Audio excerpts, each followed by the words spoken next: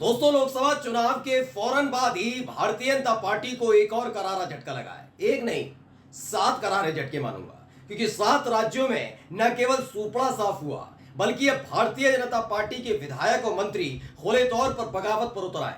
जैसे ही 7 राज्यों के नतीजों का ऐलान हुआ, उसी बीच विधायकों की और मंत्रियों की बगावत का बिगुल फूक गया है। भारतीय जनता पार्टी इस बात को लेकर हैरान और परेशान है कि दूसरी पार्टियों से जिन नेताओं को तोड़कर लाए थे वो तो ठीक है, लेकिन अब उनकी अपनी पार्टी के नेता मोदी, शाह, योगी सबके खिलाफ बोल रहे हैं। और ये सब हुआ है 7 राज्यों में बीजेपी का सूपड़ा साफ होने के बाद। नमस्कार, मैं हूं प्राज्वल गौतम और आप देख रहे हैं न्यूज सर्किल।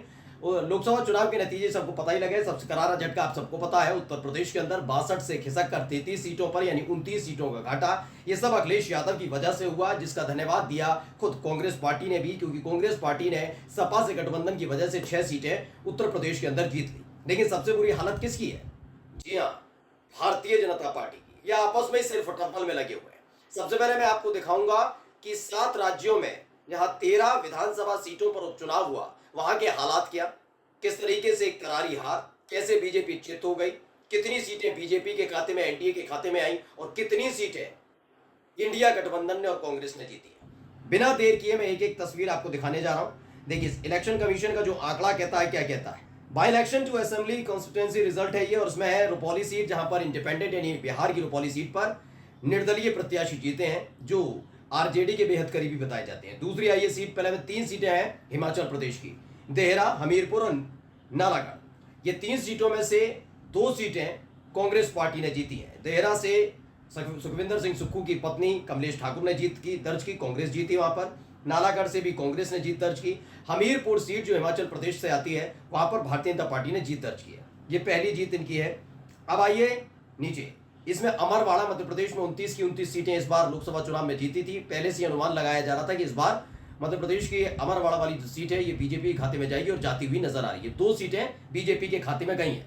अब जालंधर सीट पर आई है, आम आदमी पार्टी ने जीत दर्ज की है। पंजाब में तो वैसे भी इनका बुरा गर्त है, आपने देखा ही था कि पंजाब में, हरियाणा में कैसे खदेड़े जा रहे थे बीजेपी के कार्यकर्ता, नेता, सांसद या फिर प्रत्याशी, सब खदेड़े जा रहे थे।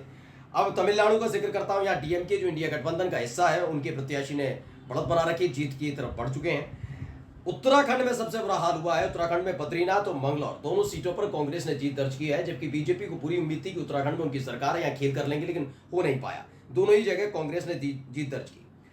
4 सीटें जो है पश्चिम बंगाल की हैं। पश्चिम बंगाल यानी अखिलेश यादव की दीदी यानी ममता दीदी ने ऐसा कमाल किया कि भाई 3 सीटें जो बीजेपी के खाते में थी, वो तीनों की तीनों सीटें भी टीएमसी के खाते में चली गई। देखिए, रायगंज, रानाघाट, दक्षिण और बागदा, तीनों सीटें टीएमसी के खाते में। और मोनिका ताल, जहां पर टीएमसी के विधायक थे, उनका निधन हुआ, उसके बाद ही खाली हुई सीट, वो उस पर भी सबसे बड़ी पार्टी बनकर उभरी है टीएमसी, यानी 4 सीटें टीएमसी के खाते में। कुल मिलाकर जो आंकड़ा है वो क्या है, देखिए, 13 सीटों में से 8 पर विपक्षी दलों की जीत, ये दिखाया गया है विपक्षी दलों की जीत। भाजपा को सिर्फ 2 सीटें, 1 सीट निर्दलीय को मिली। इन्होंने निर्दलीय वाली पार्टी जो है, रुपौली वाली सीट है, वो निर्दलीय बताई है, लेकिन वो आरजेडी तेजस्वी यादव के करीबी हैं।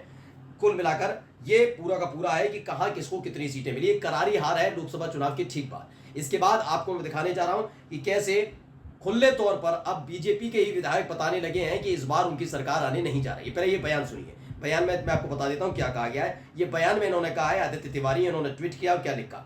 दरअसल जिस शख्स का आप चेहरा देख रहे हैं, ये बीजेपी के विधायक हैं, जौनपुर से आते हैं, उत्तर प्रदेश के जौनपुर में बदलापुर सीट है, वहां से है रमेश मिश्रा, ये बीजेपी के विधायक है। इन्होंने साफ साफ कहा कि आज की जो स्थिति है हमारी, यानी बीजेपी सरकार की स्थिति बहुत खराब है। 2027 में हमारी सरकार बनने की स्थिति में नहीं है, यानी हम 2027 में नहीं आ रहे। इन्होंने साफ साफ कह दिया अखिलेश यादव की पार्टी बड़ी पार्टी बनकर उभरेगी और वही जीतने जा रहे हैं। दरअसल ये आपके अपने चैनल न्यूज सर्किल ने भी दिखाया था कि यूपी तक का भी एक सर्वे आया था, जिसमें उन्होंने बताया कि अगर अभी चुनाव हो जाए, 3 साल बाद नहीं, अगर अभी चुनाव हो जाते हैं उत्तर प्रदेश में, तो हालत क्या होगी। समाजवादी पार्टी और कांग्रेस मिलकर कुल 224 सीटें जीतने जा रहे हैं, यानी पूर्ण बहुमत की सरकार बनने जा रही है। जबकि 5 पार्टियों का गठबंधन है बीजेपी के साथ। ये तो बीजेपी है, दूसरी अपना दल अनुप्रिया पटेल वाली, तीसरी सुभाषपा यानी ओम प्रकाश राजभर वाली, संजय निषाद वाली निषाद पार्टी, और चौथा जयंत चौधरी वाली आरएलडी। ये 5 दल मिलकर भी अगर चुनाव लड़ते हैं तो 174 सीटों पर सिमट कर रह जाएंगे। पीडीए का जो फॉर्मूला अखिलेश यादव की तरफ से दिया गया, वो कारगर साबित हो रहा उत्तर प्रदेश के अंदर। और ये मैं नहीं कह रहा, मेरा चैनल नहीं कह रहा, समाजवादी पार्टी नहीं कह रही, राहुल गांधी की तरफ से या फिर कांग्रेस की तरफ से नहीं कह रहे, बल्कि बीजेपी के विधायक मानते हैं कि हाँ, ये बात सच बात है कि हाँ, बड़ा डेंट इसीलिए लगा है क्योंकि आप अखिलेश यादव को अंडर एस्टिमेट कर रहे थे। और देखिए, एक तरफ 7 राज्यों में करारा झटका, अब बीजेपी में बगावत शुरू हो गई है। इसी को समाजवादी पार्टी ने भी ट्वीट किया और क्या लिखा, भाजपा के ब्राह्मण विधायक रमेश मिश्रा ने यूपी के ठाकुर सीएम योगी आदित्यनाथ के खिलाफ खुलकर मोर्चा खोल दिया है। ब्राह्मण मिश्रा जी का कहना है कि केंद्र भाजपा सरकार यूपी में बड़े निर्णय ले, वरना आज की तारीख में 2027 में यूपी में भाजपा सरकार रिपीट नहीं होगी। भाजपा विधायक खुद स्वीकार कर रहे हैं कि आज के परिदृश्य में सपा सरकार 2027 में बनेगी। अब सोचने वाली बात यह है कि क्या ये केंद्र भाजपा द्वारा ठाकुर सीएम योगी को हटाने की व्यूह रचना रची जा रही है कि जो लोकसभा चुनाव से पहले दिल्ली के सीएम अरविंद केजरीवाल ने आशंका जताई थी। उस समय अखिलेश यादव भी थे, मैंने आपको दिखाया था। खैर, मैं क्या, ये भाजपा का अंदरूनी मामला है, भाजपा जाने योगी को हटाएं या रखें। 2027 में पीडीए की सरकार सपा सरकार बनने जा रही है, ये भाजपाई भी स्वीकार कर रहे हैं। क्यों? क्योंकि यूपी में भयंकर भ्रष्टाचार, अव्यवस्था, कुशासन, भाजपाई और सरकारी गुंडाई खुलकर हावी है। कल खुद सीएम योगी के स्वजातीय ठाकुर भाजपा नेता मोती सिंह ने भी यूपी में योगी नेतृत्व में भयंकर भ्रष्टाचार को स्वीकार किया। यूपी बदलाव मांग रहा है, 2027 में बदलाव तय है। यानी कुल मिलाकर आप सोचिए, डबल झटका, डबल इंजन कहते थे ना, डबल इंजन की सरकार, डबल इंजन। मैं कहता हूं इससे बड़ा डबल झटका कुछ नहीं होगा कि जिस वक्त आपकी पार्टी के लिए जनादेश आ रहा है कि आपकी पार्टी का एक एक राज्य से सुपड़ा साफ हो रहा है, ऐसे में आपकी अपनी पार्टी के विधायक बता रहे हैं कि सरकार आने नहीं जा रही है। यानी इससे पल्ला झाड़ लो। तमाम विधायकों की तरफ से संदेश है कि हमारे को अब आपकी जरूरत नहीं है। यानी बीजेपी में बड़ी बगावत का ऐलान है।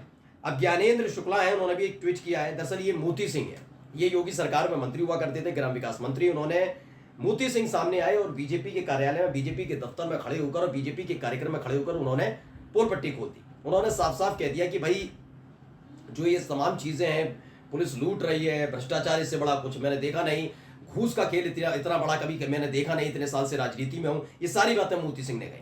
अब ज्ञानेंद्र शुक्ला कहते हैं, पूर्व कैबिनेट मंत्री और 5 बार विधायक रहे राजेंद्र प्रताप सिंह उर्फ मोती सिंह प्रतापगढ़ के प्रभावशाली अनुभवी राजनेता हैं। इनकी घोर पीड़ा व तीखी शिकायत सामान्य बात कहकर खारिज नहीं की जा सकती।